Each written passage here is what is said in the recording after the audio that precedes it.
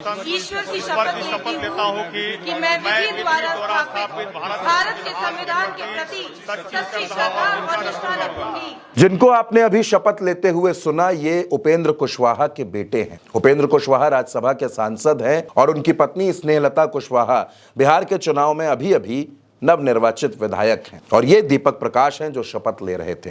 दीपक प्रकाश ना तो एमएलए हैं ना तो एमएलसी हैं। आज तक प्रधान का चुनाव भी नहीं लड़े, जिला पंचायत भी नहीं लड़े, कोई चुनाव नहीं लड़ा। 37 साल की उम्र में वो बिहार के पंचायती राज मंत्री बन गए हैं। इतना अहम महकमा उनको मिला है, वजह सिर्फ ये है कि उनके पिता एक गठबंधन में शामिल हैं। वो जिस जाति से आते हैं वो बिहार में 8 से 10% के आसपास है। ये वो खबर है जो आप 25 जगह सुन चुके हैं, देख चुके हैं, पढ़ चुके हैं। लेकिन आज एक सवाल है, दीपक प्रकाश को देखने के बाद या तमाम लोगों को देखने के बाद, चाहे आप श्रेयसी सिंह की बात कर लें, आप सम्राट चौधरी की बात कर लें, आप नितिन नवीन की बात कर लें, इन तमाम लोगों को देखने के बाद एक सवाल उठता है और वो सवाल सत्ता में बैठे हुए लोगों से है। एक कार्यकर्ता की किसी पार्टी में क्या अहमियत है?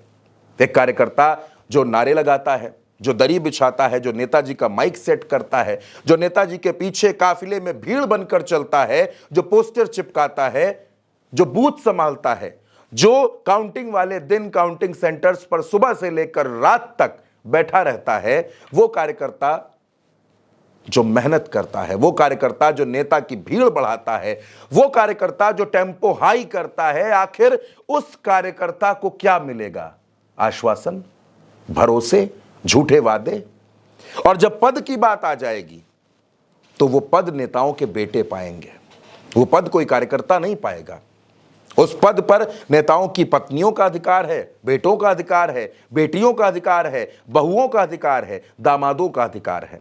लेकिन कार्यकर्ता का कोई अधिकार नहीं है। कार्यकर्ता सिर्फ नारे लगाने के लिए बना है, कार्यकर्ता सिर्फ दरी बिछाने के लिए बना है, कार्यकर्ता सिर्फ इस बात के लिए बना है कि नेताजी का टमटम कैसे हाई रहेगा, कार्यकर्ता सिर्फ इस बात के लिए बना है कि पार्टी का भौकाल कैसे रहेगा, कार्यकर्ता इस बात के लिए बना है कि लंच पैकेट बांटे, कार्यकर्ता इस बात के लिए बना है कि रैलियों में भीड़ भर कर लाए, बस इस बात के लिए।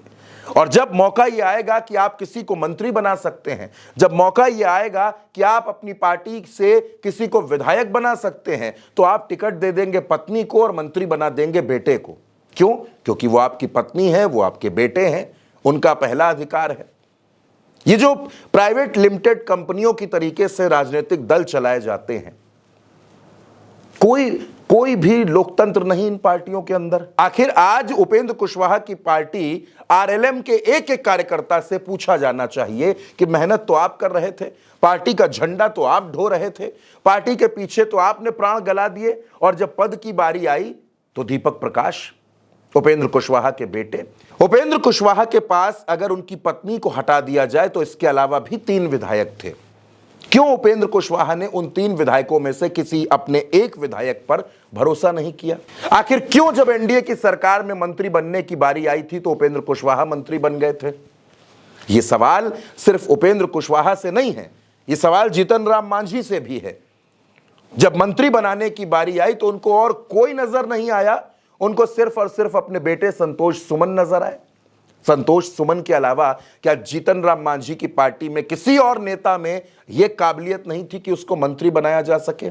सम्राट चौधरी इस वजह से डिप्टी सीएम बन गए, इस वजह से उनको गृह विभाग मिल गया क्योंकि उनके पिता शकुनी चौधरी बिहार की राजनीति के बड़े नेता थे।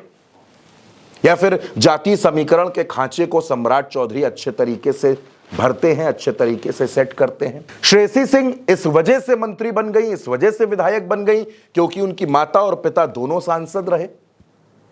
क्या यही उपलब्धि है?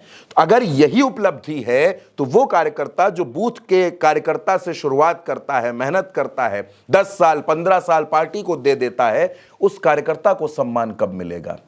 या फिर यह बिल्कुल तय बात है कि कार्यकर्ताओं का कोई सम्मान नहीं है, वो नारे लगाएं, वो झंडा उठाएं, वो बिल्ला उठाएं, वो बूथ पर बैठकर बस्ता संभालें, लेकिन नेता जब बनने की बारी आएगी, जब पद मिलने की बारी आएगी तो प्रथम वरीयता का बक्सा नेताओं के परिवार के लिए भरा हुआ है।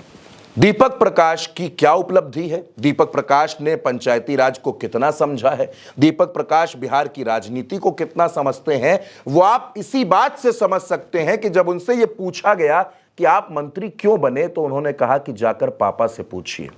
और उपेंद्र कुशवाहा से पूछा गया तो उन्होंने कहा कि पार्टी टूट जाती है, पार्टियों में तोड़फोड़ हो जाती है, इसलिए अपने ही बेटे को बना दिया, बहुत सोच समझकर बनाया है। यानी उपेंद्र कुशवाहा के लिए किसी कार्यकर्ता का सम्मान, किसी कार्यकर्ता की अहमियत कोई मायने नहीं रखती। जीतन राम मांझी के लिए जरूरी है उनके बेटे, उनकी बहू, उनकी दामाद, उनकी समधन। यह है इन पार्टियों का असली चरित्र। जब ये विपक्ष में होते हैं तो ये कार्यकर्ताओं की बात करते हैं, क्योंकि तब इनको भीड़ जुटानी है, तब इनको ये दिखाना है कि इनका वजूद क्या है। लेकिन जब ये सत्ता में होते हैं तो इनको इनके परिवार के अलावा कुछ नहीं दिखता। दीपक प्रकाश सिर्फ एक नाम नहीं है, दीपक प्रकाश हर उस कार्यकर्ता के मुंह पर पड़ा हुआ एक तमाचा है। वो जो कार्यकर्ता अपनी हड्डियां गला देता है, जो खून पसीना बहाता है, हर उस कार्यकर्ता का अपमान है दीपक प्रकाश। जब दीपक प्रकाश जैसे लोग मंत्री बनते हैं, जिनको ना तो राजनीति का कोई तजुर्बा है, ना इन्होंने जमीन पर उतरकर कभी लाठी खाई है, तो वो कार्यकर्ता जो लाठी खाता है, जो पुलिस से भिड़ जाता है, जो अधिकारी से भिड़ जाता है, आज वो हर कार्यकर्ता इस बात पर मायूस है कि उसकी पार्टी के मुखिया, उसकी पार्टी के लोग सिर्फ और सिर्फ परिवार के मोह में उलझकर सत्ता सुख में डूबे हुए हैं।